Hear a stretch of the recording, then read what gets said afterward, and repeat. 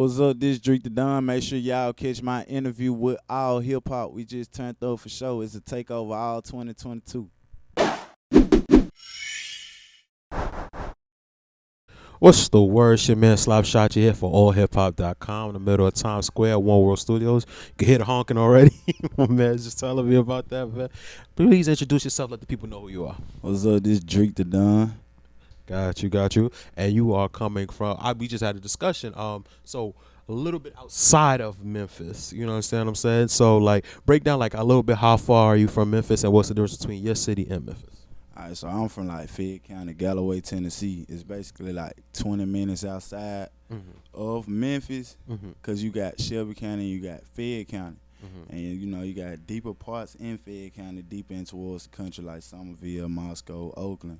But it's like I'm at the verge to where it's in the middle of the country, in the middle of the city. So I transition my music a lot to go towards the city way instead of more towards the country way. What would be the so what's the difference between like the city way and the country way as far as music making? It's a major difference because, like, to be honest, it's really hard to make it out of Fayette County because, you know, most people direct their attention towards Memphis rappers. Like, where you from? North Memphis, South Memphis. They got a lot of artists coming out of Memphis. They're blowing up. So it's like, you know, how Atlanta rappers will be to Savannah and stuff like that. Or you got New Jersey who will be New York type. Yeah, like but all right. So what I've learned about Atlanta is they call everything Atlanta. Like you, all the city, your city. Like as far as Atlanta, it would be part of Atlanta. You get what I'm saying? Like New Yorkers, I wish you would call somebody from like Mount Vernon a New Yorker. There's just no way. But like Atlanta, Cobb County, it's Atlanta. Yeah, everything is Decatur, Atlanta. Yeah.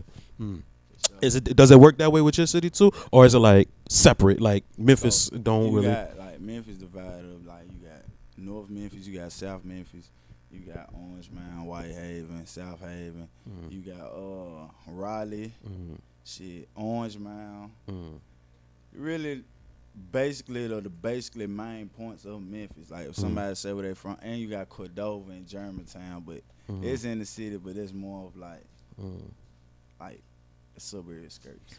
Copy. All right then. So you was explaining to me the difference between like the city and the country music and things of that nature. So for you, you just dropped your project, Do or Die. You know, how does that feel? I ain't Do or Die out now on all streaming platforms. Make sure y'all get that. Well, it's been doing good. Like to come up with the project was just amazing. Like how the team put it together. Shout out Miss Thuy-An, my agent for that. She helped really mostly put the project together because I had a lot of songs on the project, but it was really like on some like emotion felt sad type songs. So I added a little mix to it. She told me just really do parts of your life like before I had an incident with me and like when I was going through the incident, then after the incident, like to where I'm at now, shining, popping. Just turning up, just doing lit things. Okay, I got you. So, obviously, like the first song, I seen the video on World Star and everything like that. The first song is actually named Do or Die. You was talking about an incident where you was accidentally, well, as far as the news clip, it says it was accidentally shot and stuff like that. How true is that, and like, how are you since then? It's accurate. News clip talking about though. I was, you know, expected to be okay, but really flatlined twice on the surgery table. So flatlined twice on the surgery table, died on scene, lost about 6 pints of blood, and I had to go through 23 surgeries. So that's why I really came up with the name Do or Die, because at that point it was on some. Like I had that choice whether I just wanted to tap out and just go and quit, or if I wanted to stay. But if I knew if I would have wanted to stay, you know, I had to put up that fight and had to go through all the pain and stuff that I went through. So the emotion felt really made me come up with Do or Die to let folks know that I had to choose, and this is what I chose. That's crazy. Yo, right before you walked in, probably like 20 minutes, in all irony, are you familiar with like URL and battle rap? Yeah, battle rap. Okay, like, so, you know Sue Surf? I Okay, Sue Surf, very famous battle rapper. He's been shot like a bunch of times, and they had like this press conference between him and another battle rapper called Calico, and he was talking about like, you know, it's the sport of being disrespectful, and I think Calico was talking about how all he does is get shot, and he was like, and Sue Surf was said like, yo, you can't make fun of me getting shot, bro. He's like, that's me. I had to drive myself to the hospital. You get what I'm saying? Like, I got shot 5 times. You would have died. And also, and when you listen to Do or Die, you said like people actually like you like for the people laughing at you, but people in that situation, like a lot of people would have died. Like, take us through the like how much will does it take to like actually survive? Because you think your body does the fighting for you. Is it like also like a mental thing with that? Like, to be honest, like, it's gonna sound crazy, but your body, just like how your body know when you finna be sick or come down with a cold, like you could wake up and be like, man, I don't know, I'm coming down with something. Your body know when you finna die, so it like it gets to. It was at a pain state where I had undescribable pain, of course, but it got to a point where like the pain was just subsiding and I was just starting to relax more. So my body was just getting tighter and tighter. So I was really drifting off. Everything was woozy. I was drifting off. So you really have to tell yourself, like, your body gonna want to go to sleep. You really have to fight to stay awake. Because if you slip unconscious, that's when you really, like, won't wake up no more. Because I already went unconscious the first time, and, like, pulse was stopped and everything. So when I, you know, came back up and came back to my senses, I realized, you know, my breath got short. I couldn't barely breathe or nothing. So really it was like fighting state for me. So at a point, it got to a point where, like, I just started praying because I just accepted death at the point because I knew I was finna die. Damn, I'm glad you made it, man. I'm glad you're still here, man. So, like, putting together this album and having to walk through that, was it a bit therapeutic? Yeah, like, the song when, like, I made Do or Die and put my actual news clip in there, like, listening to it in the headphone really kind of brought me back to when the whole scenario went down. So, you know, I have sometimes, you know, PTSD behind it, but it's manageable now. Like at first, it was a big deal because it's something that's like really new to me, like physically that happened. But I learned how to like really overcome that through therapy and stuff like that. Got you. Oh, all right. So you've been through therapy and stuff for it. Okay, got you, man. All right. So how do we go about like putting together like the rest of the album through like something so tragic and stuff like that? The rest of the album is really just showing me like and showing folk you can't quit. So after Do or Die, you got Thug Cry Emotions. That's showing all the pain I went through, all the betrayal, and all the heartbreaks that I done been through, and all the losses I done took.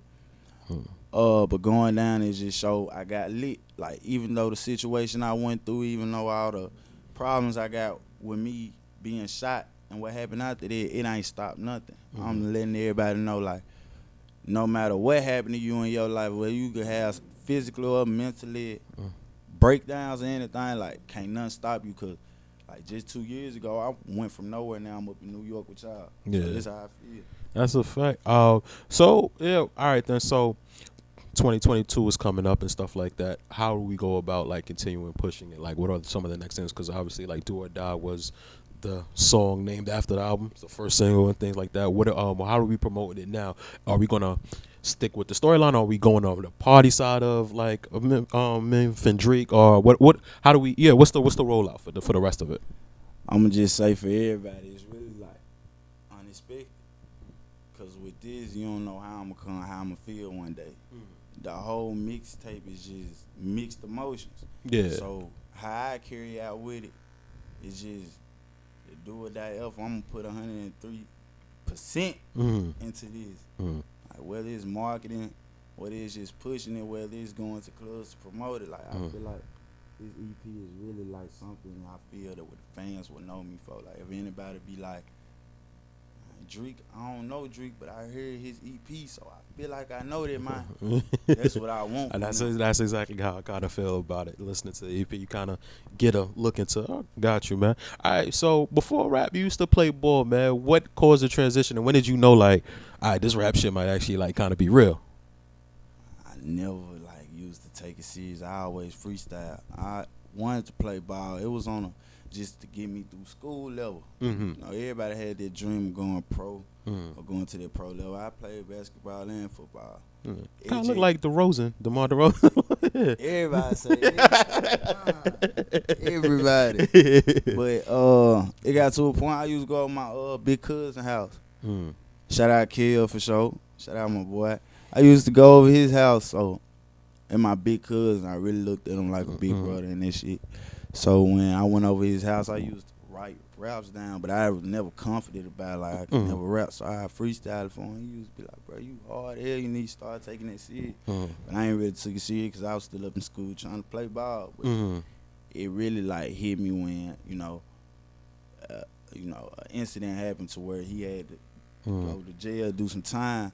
So it really hit me because I'm like, now I really want when he come home, him to be proud of something. Because he was like inspiration in my life. He was like idol. So I was like, hell yeah, I'm gonna turn up for cuz, I'm gonna turn up for my family. Like when I was rapping, the attention I got from my family, like they eyes lit up like a Christmas tree, knowing I could rap, knowing I could do all this. They was like, bro, you got a God's gift, and please don't put it to waste. Cause up in Memphis, you put a gift to waste.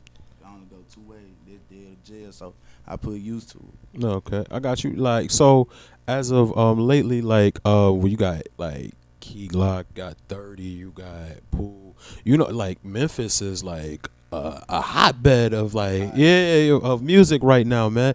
How does that like affect you? Is it like, all right, does it inspire you, or does it make it seem like, I gotta hurry up and get into it before like this Memphis thing might fade away? Like, which way does it affect you when you see like other Memphis artists like blow? It don't really like. I don't never think it'll fade away. Memphis gonna always be hot because we got our own unique sound. So I feel like, but I was in the studio with 30 and Shice before they blew up. Shout out to them, they music hard for sure. I just really get the feel of it, like I don't really be. It really like a exciting feeling because you like, damn, these folk really made it out the city, and then at some young age, like we ain't numbered in our 20s. Like, and it really people who been doing it for 30 plus years and still ain't make it out. So just for like to see people from Memphis, young people at that, despite on what we be doing in the streets, man, it really warm people heart, or it warm my heart because it made me feel like, man, I could really be at that level, and I'm gonna get it there. And ain't no stopping. Anything is possible. So they putting on for the city for sure, and it's respect for that. Got you. All right, then. So, obviously, like for me, I'm a little bit older. So, like growing up, it was Rap City. Rap City is what made rap to me like national. This is before the internet. Before I could just click on stuff. High 97 only played New York music, but Rap City national. So the first introduction I probably had to Tennessee would probably be obviously 3-6 and Baller and JG. How do they? I mean, as a younger person, as a younger cat, are there some elements of it in your music? You would think? Oh, for sure. I like to really be on like 3-6 side, Project Pack. A lot of Memphis rapper, like this new generation, this new genre, this new era of rappers, we get our style. This new generation, this new era of rapper, we really get our style from that, from Project Pack. Okay. Project Pack actually follow me on Instagram, so for me to reach out to him, he don't reach out to me. It really give me that our legend who I actually been listening to, and I try to perfect my craft off of some of his style and learn the music the way they did it and how the way they took over the game. It really brings that attention, like, okay, I'm doing something right to get their attention and for them to actually interact with my music. So as a older New Yorker, that is the craziest thing in the world to me, how well their music has aged. Because I remember like when we first started hearing it, we used to be like, yo, this is some of the simplest shit we've ever heard. And to see it being even Cardi made a hit out of Project Pat's song last year. She's straight from the Bronx. You get what I'm saying? And just to see how much of the elements are still in the music today, it's aged amazingly. Memphis has definitely have like a foothold, like Tennessee in general, on the music game, man. But while we on the city, man, obviously like a legend and one of my favorite Memphis rappers was put to rest yesterday, man. Though, how has the city been since that tragic event? Mad, hot, heartbroken. It's really like when nobody expecting it, because Dolph was never the type of person you expect that to happen to, because you could expect, like, how certain rappers be out on social media flaunting, flexing, or just talking shit in general, and they'll be like, how the fans be like, oh yeah, something gonna happen where they're gonna go to jail or something. You wouldn't never expect that from Dolph. He was like a quiet, low-key type. He was always about getting his money, getting his paper, make sure his people straight, putting his people on. So it definitely really like affected a whole lot of people. We grew up on his music, and we learned a lot from his music, and we learned a lot from the moves he made as a person and as a CEO of his own label, and just being independent in his general. So it really hurt it when he died, and I think a whole lot of Memphis people looked at it like Nipsey Hussle way, but just for Memphis people. Like Dolph was the king of Memphis. Yeah, facts. Damn. That's crazy, man. Rest in peace, man. So definitely one of my favorite artists, man. All right, man. So to pick it back up a little bit. So now for you, man. After Do or Die, do you have anything else planned? Any projects or anything like that besides this? I got some more projects coming out, singles, and just really planning on putting out more music into the world. Like what is mixtapes, album. I do plan on having an album on the way very soon. So just stay tuned for that, because we going ham on it. But for sure, we really planning on pushing the music more, pushing this EP a little more, like for a couple more months, and then start off with a new transition or something. I'm just for me though, y'all can expect really more switching up my style. It's like what you got, as far as what's if it's not a secret, if it's not top secret yet, what you plan on like transitioning into? You never know, because I never know for myself. All I say is what a wise man told me, and shout out to the money for this. Only time will tell. For real. Only time will tell. Like, what's going to happen. Got you, man. All right, then. So, all right. Obviously, like, read that you have a relationship with T.I. Can you explain that? What has he mentored you with gaming again? How did y'all meet? When I first came to Atlanta for my label meeting, it was a meeting with Blueprint that I had. We did it at Super Sound, and he walked in the room. He sat down. He listened to some of my music, and I remember after all my music played, he just asked me. He was like, "Your music dope." He said, "What's your story?" And I ain't understand the question he was asking me, because I was confused at the time. But he was breaking it down to like, what's your story? He was like, what have you been through? Like, what makes your music? He said, because anybody could rap. It's really having a story behind it that makes your music. He said, who's your favorite rapper? I'm like, Lil Baby. And he was like, well, let me give you some game about him, his backstory. His story would be, he was a hustler. His mama and them really had it, but they didn't have it. He made a way. He sold drugs, got locked up, came home, started rapping, was involved in street life. That's his story. He said, what's your story? So I understand it more. So he really been like a big mentor to me. He took me under his wing. I really look at him now like an uncle, like we call him Uncle Tip. For sure. You know. Shout out to T.I., man. A big contributor. Are you signed to Grand Hustle? No, I'm not signed to Grand Hustle, but you know they my family for sure. Okay, copy. All right, man. Gotta ask every artist this, man. Who is your top 5 dead or alive? Top 5 dead or alive, I ain't gonna lie. Tupac, Biggie, DMX, Lil Baby, and last but not least, I can't even count. I like The Weeknd. But The Weeknd, that's R&B though. The Weeknd is R&B. I need a rapper. Dead or alive? But House of Balloons, Marlo, that's my shit. I ain't gonna count.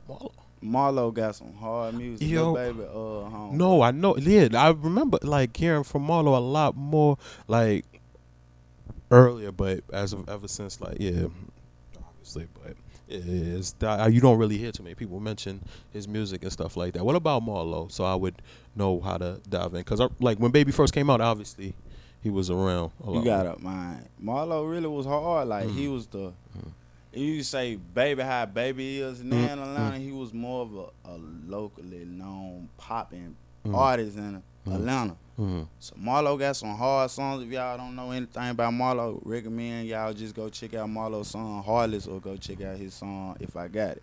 That's a fact. It's just hard. I ain't gonna lie. He one of my favorite artists, dead or alive. That's a fact, man.